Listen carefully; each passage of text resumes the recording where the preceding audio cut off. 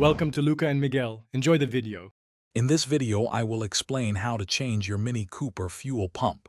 First, always prioritize safety by disconnecting your car's battery. Next, you'll need to relieve the fuel system pressure. This prevents any unexpected fuel spray. Finally, locate the fuel pump assembly, which is typically found beneath the rear seat of your Mini Cooper. Getting to it is the first big step in this process. Once you have access, carefully disconnect all electrical connectors and fuel lines attached to the old pump. Be gentle, as these can be fragile. Then, you'll need to unscrew the large retaining ring or any bolts that secure the fuel pump module in place.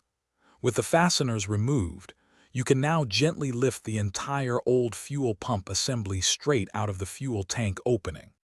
If you're finding this video helpful, please take a moment to subscribe and give it a like. Your support helps us create more content. On another note, life's too short for a stinky car. Grab a little Tree's Black Ice Air Freshener to keep your Mini smelling great. You can find the link for that and other great deals in the description below. Now let's get back to the video. Now it's time to install your new fuel pump. Carefully insert the new assembly into the tank, making sure it aligns and seats properly.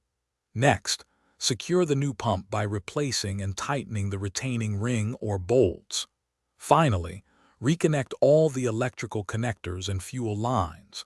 Double-check all connections for tightness and ensure there are no leaks before proceeding. Thanks for watching and please subscribe. It's the best investment you'll ever make.